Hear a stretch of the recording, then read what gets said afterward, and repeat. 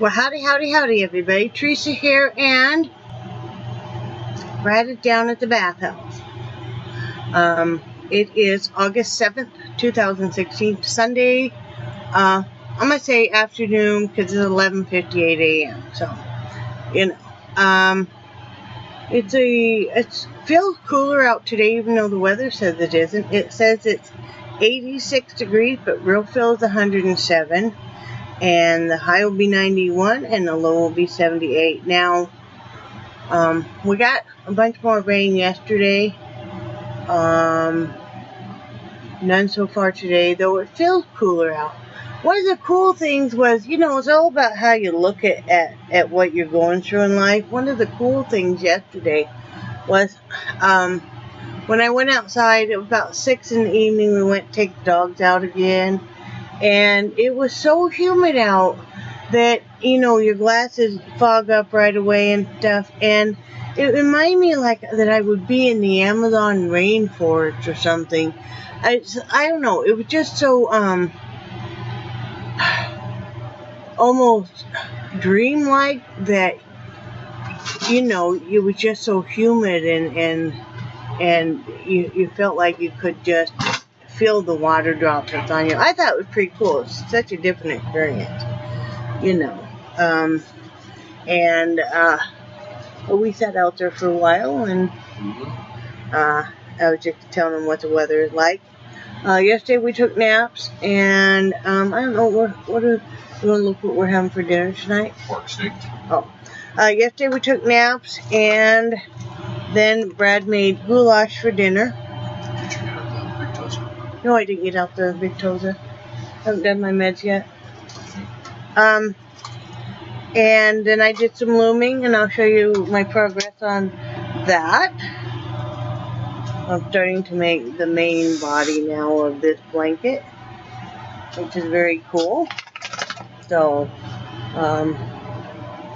yeah. So, because remember, this is going to be folded over like this to make a nice cuff, and then this is is starting the main body of the blanket. And I know this looks kind of blue, but trust me, this is a very bright purple. So that's what I've got going on there as far as that. And remember, that's only one panel. There will be 2 panels of that sewn together. Yeah, I tried to take a picture of that when I went into Walmart. Because I know, and it didn't even come out close. Purple is hard to take a good picture of. It's hard to take accurate pictures of the color sometimes. Yeah. Brad's been doing a lot of reading, and watching some Olympics. We've both been watching some Olympics. And I watched a movie on Netflix, and then I watched some YouTube videos. And that's about the extent of last night. Brad didn't go fishing because his back really hurt. And it's Saturday night, so fishing pier is going to be pretty busy. And he was enjoying just sitting and reading his book and stuff. So today I'm going to do some more looming, obviously. And we're going to do our meds and eat some lunch. We're having leftover goulash, as far as I know. Okay. And then probably lay down later for a nap, of course. Brad will be doing something with pork steak tonight. I'm not sure what his plans are. Out on the grill. Yeah, and he's doing more of the he did the housework Friday, and he's doing basically all that kind of stuff right now. So just so I can sit and work on this blanket, which is so nice of him. What I wanted to talk about a little bit is you guys may be wondering when I talk about a menu and stuff. We just tried something different. Usually we do it for a week at a time. But now that we shop basically for a month at a time, and then we, and he's off and stuff. So, retired, and I'm pretty off. you're not just like you took a little bit of time off work. Yeah. You are basically disabled and retired. But what we do now is we get out a calendar, and how we do this is we take an inventory of basically what we have, because that's what we have to work with. And like this month we had more hamburger than chicken and pork steak. We do a count on everything, and then we, you know, go through and we put as much chicken as we have, we put, you know, we space it out through the month, and the same way with pork steak. And then we fill in the rest with the hamburger, because that's what we have to work with. And then we just kind of go through and say, okay, well, you know, we kind of keep them in our head, knowing what we have for inventory for ingredients and stuff to make dishes, you know, and to alternate them so you're not eating, like, say, goulash every night for a week. You know, we sit down and pick, you know, well, this night I'm going to cook this night you'll cook that, and, you know, thankfully he's an even better cook than I am, so, yes, so, you know, it's not just one person that does the cooking, and that works out well for us. You know, that way, like I said, we're not, you know, like using all the chicken within the first 2 weeks, and then you get a week of just solid hamburger or something, you know. So that's what we do on that, and like I said, it works out well for us. And then the other thing I wanted to talk about yesterday was I had made some blueberry muffin bread. Oh, yeah. And I made 2 loaves, and with one of them to take over to our neighbor, Carl.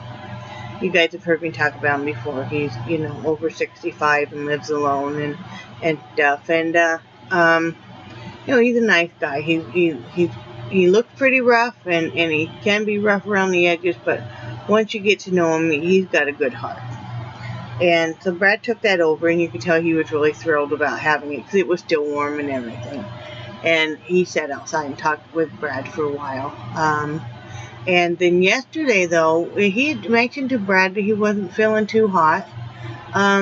You know, we kind of keep an eye on him to make sure he's okay and stuff, because, you know, frankly, you know, he's a chain smoker, and you know, he drinks quite a bit.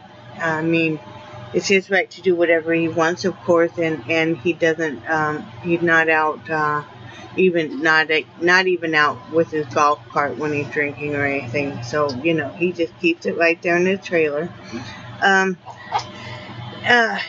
But we kind of keep an eye out on him, and at game time every Saturday night they have a little poker game they do here in the pavilion. You know, and usually he, you know, goes over in his golf cart, even though, you know, it's just right across the road here. And everybody was getting ready, and there was no Carl. And none of them came over to see, you know, and they're all play with him every week. So Brad, you know, we're not in the poker game or anything, but Brad and I were getting worried and watching. There was no Carl. So Brad went over and knocked on his trailer, and Brad pounded 3 different times really hard, and nothing. And Brad didn't want to just open up the door, because, you know, you have to be careful. You don't know if he has a weapon. You know, we didn't think so. And, you know, we've only lived here, you know, just a short time. So Brad got one of the guys that was waiting to play poker to come over and open up the door and go in. And they went in, and he had fallen asleep because he wasn't feeling well, and just didn't hear anything. He was sleeping that hard. But I thought, you know, all of you guys, you know, have known him. Some of them have known him for 4 years plus. None of you guys are all getting mad because he's not showing up, but none of you guys could have walked over here and seen if your friend was okay. I mean, you know, and then they all stood there and watched while Brad's trying to see if he's okay. And it's like, it really just got me. It's like, you know, it wouldn't have taken anything. And I mean, one guy did try to call him and text him. And, you know, if you're waiting for your buddy to show up for a poker game and he's not answering his phone and he's not replying to text, wouldn't you have walked over? You know, how far is it? 30 yards. 30 yards to see if your friend was okay? knowing he lives alone and stuff, I mean, geez. But thankfully he was okay. Like I said, he wasn't feeling real hot, and he had just fallen into a really hard sleep and stuff. But and now I know why he's so appreciative that we care. Because like I said, we weren't trying to be nosy or anything, but this Carl loves to play poker. He plays online poker. He plays, like I said, once a week over here at Pavilion. He's the one that sets it up. He's the one that has this stuff. So, I mean, he really loves to play poker. So, I mean, you worry when, we've noticed lately he's been a little slower. He hasn't been quite as social as he has been. He's been a little slower and stuff. He's just not feeling as perky as he was and stuff. So we just kind of watched that, Yeah. Well, I mean, there were so many times in the past when we lived in Wyoming, I would have loved it if somebody would have even have given 2 shits if I was okay when Brad was at work all day. Yeah. To say, hey, you okay? You need anything? Give me a call, or, Yeah. Well, remember when I was on oxygen? I was on oxygen for 6 weeks. I was off work for 6 weeks. Nobody from work. Yeah. Ever. Yeah. Nobody from his work even once checked and to see how he was. All his boss kept doing was calling up wanting to know when he was coming back. And Brad's like, well, I'm still on oxygen. I'm not clear to come back yet.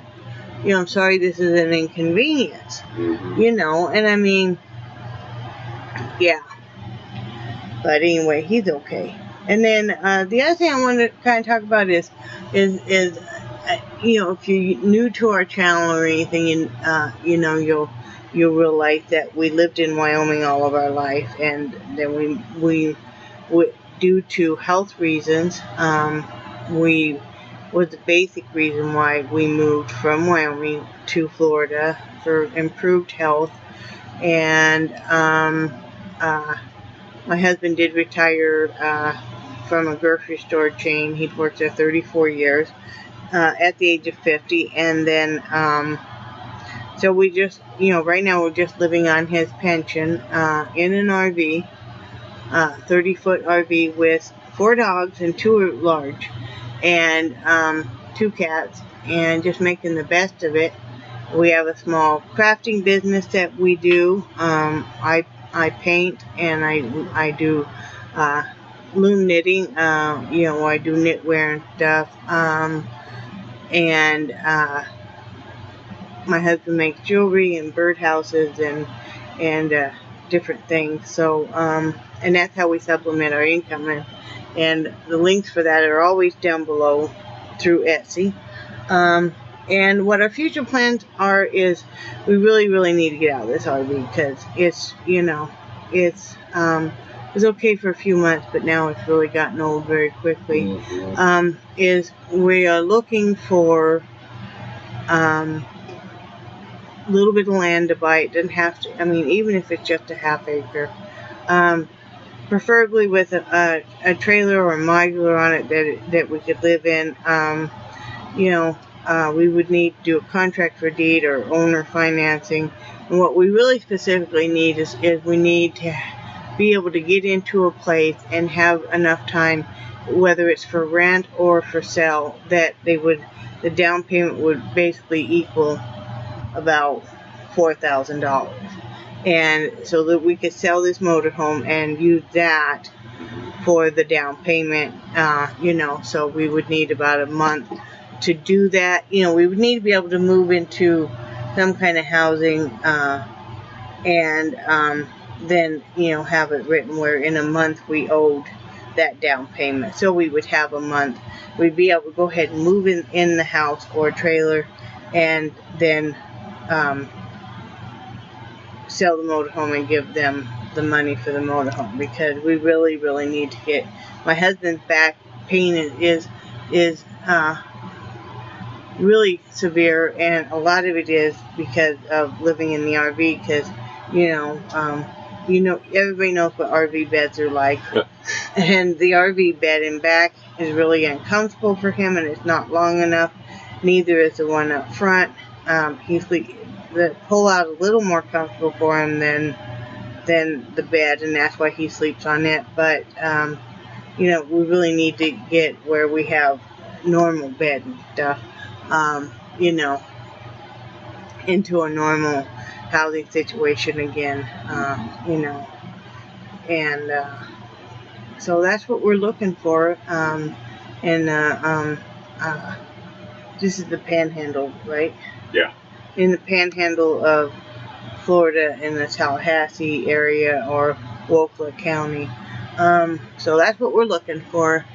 And you know, it's just what our hopes and dreams are. Because, and I don't post much on Facebook anymore because I figure that, you know, my friends will watch my video, you know, and I don't want to bore anybody else with stupid little updates or whatever, and I don't know. I'm kind of leery about what I post anymore. I mean, people pose as your friends and then they just kind of unleash a whole flurry of very hurtful things, and you know, I've had that happen on Facebook and on YouTube here, and I know that, you know, when you put yourself out there, that's going to happen, and I understand, but it makes you kind of leery about what you share, you know. But yeah, we definitely need to be able to get into something, you know, so we can get back to normal living. If you haven't lived in an RV, you don't really have room to judge, and it's not as easy as it seems. Especially in an older RV like this, there's no slide outs, and it's difficult working around your animals, especially the dogs. You know, Missy basically now, my dachshund is basically deaf. You know, I mean, she doesn't hear hardly anything.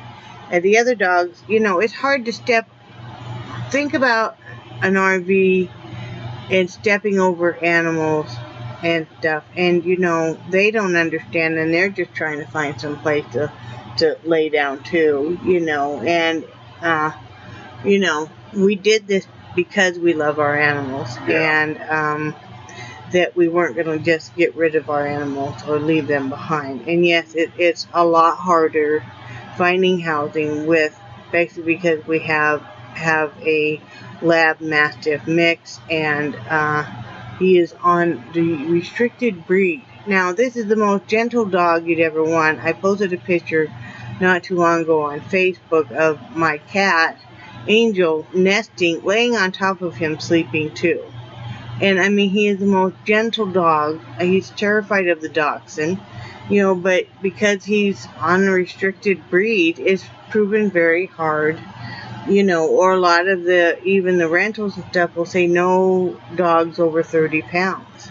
Well, that even leaves out my giant schnauzer. So, you know, we will find something. It's not impossible. It is harder, but we will find something. Oh, yeah. So if anybody sees anything on any kind of listings, you know, because, you know, what we're paying here for lot rent and stuff, we could, you know, be able to pay that for housing and stuff, you know, and be able to let our dogs out. What we want to do, even if it was a rental, be able to fence off an area so the dog could be able to be let out and do some running and stuff, you know, in a fenced area, you know, so they can get their exercise and stuff, because they need that. But it'll all work out. And if you're the praying type, please pray. And if you're not, then do whatever you do to get good vibes and stuff going. You know, because yeah, we do need to be able to find that. And please, you know, also put in a good word or prayer that, you know, that Brad gets approved for this disability, because this back pain, he's up so much at night and stuff that, you know. I think I've become a creature of the night. Well, he tries to go to bed and he can hardly stay awake, and then he just, you know. Oh, and we have doctor appointment tomorrow. He does. I just have my blood being drawn for the A1C test, and so does he, because, you know, they want to get new blood tests. But he's got his first checkup with the doctor, even though Medicaid is not approved yet. They said last time Brad called on Friday morning that they had to vote on it or look it over that day because it was the 30th day or something. So hopefully we get something, because that's really kind of killing us. The end of this month we need to get our Jeep tagged, get the Florida plates and stuff. So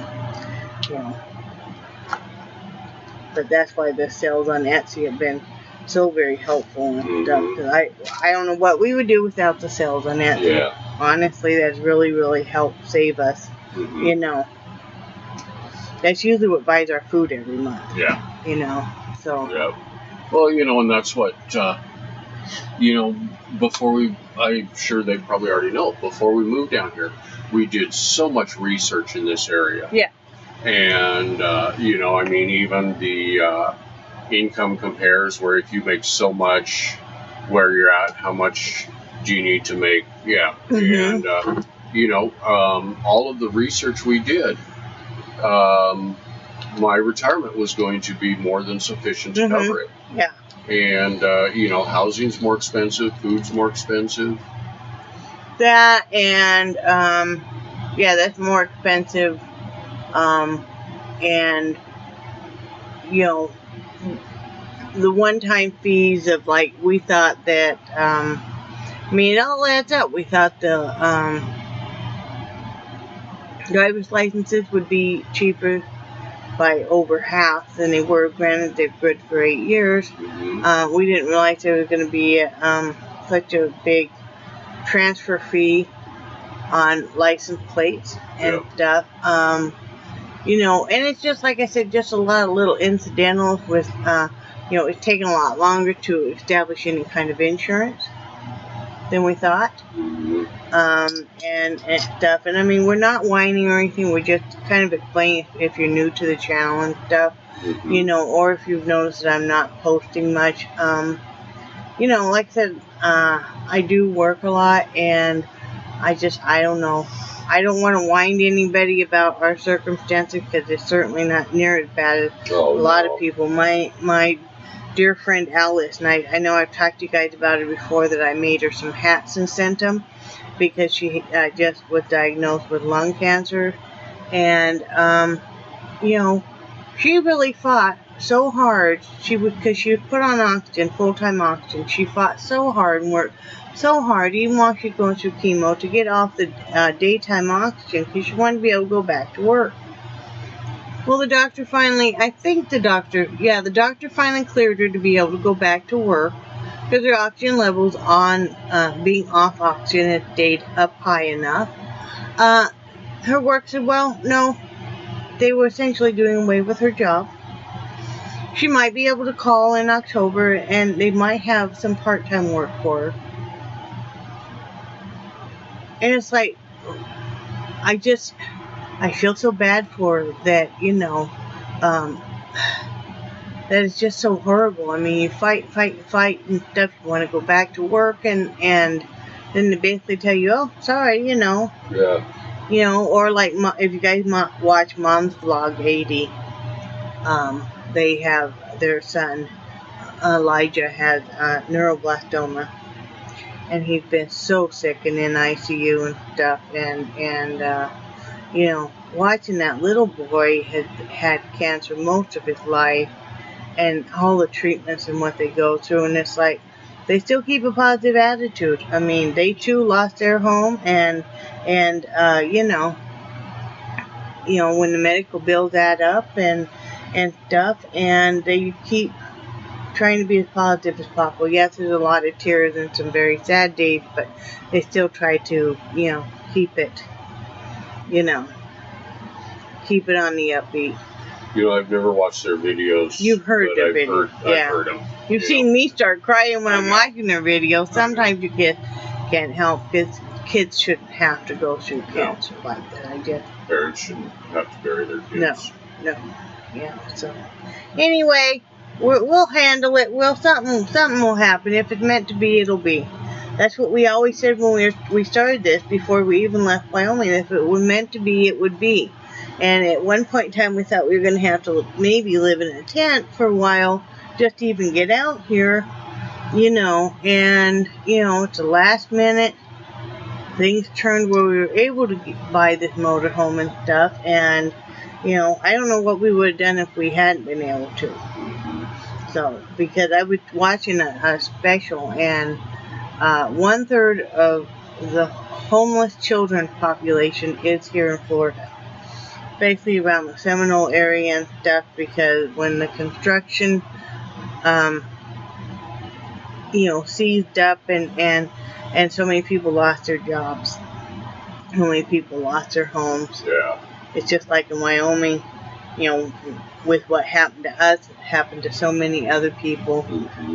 You know, and yes, you know, yes, we had to let go of our house when the oil fields all laid off and everybody lost their jobs, and then the coal mines all started closing and stuff. We just had no choice. We blew through our savings. We did have a pretty good savings, and we blew through that. We existed basically a year longer than we should have been able to. But the last 6 months, my husband, it was only 2 months that he even brought in any paycheck. He was commission sales only, and, you know, they would kind of monkey the numbers around, so he would have a 0 paycheck, and out of the 6 months, the 2 months he did bring home a paycheck, it was less than $500. So what we basically were existing on there also was his pension, but cost of living there was much, much higher.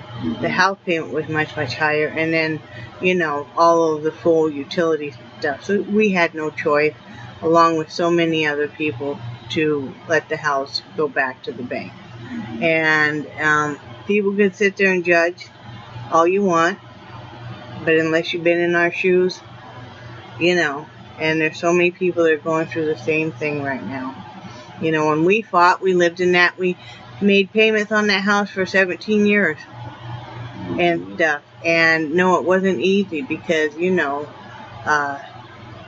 there's so many things that so many years of memories and stuff in that house, but we just had no choice. Yeah. Just, you know, it's a part of life, and my husband's health is worth everything else. I can replace material things, I can't replace my husband ever, you know. So What about the Cabana boys? you know what, they left oil stains on the furniture. Oh, I hate it. They had to go. They had to go. I hate it when that happens. You know, they just had to go. I understand. I couldn't afford to feed them and stuff. They weren't that cute. But anyway, that's our whole story. So now, anybody wondering if we sold our house or not? No, we were working on it, and we were trying to, but we just had no choice. And that just, you know, it's just life. Right? Yeah. First time we have ever let anything go back to the bank or anything. Yep. But just the way it is. Yep. So, anything else to him? Nope, I think you covered it all, sweetie. But I hope everybody has a great day, and I hope that you are warm or cold, whichever part of the world you're in. Which is appropriate. Yeah, and dry. Yeah. You know, and I love you guys, and I do cherish your friendship, and I think you guys are all awesome. Say bye, Brad. Bye, Brad. Bye, guys.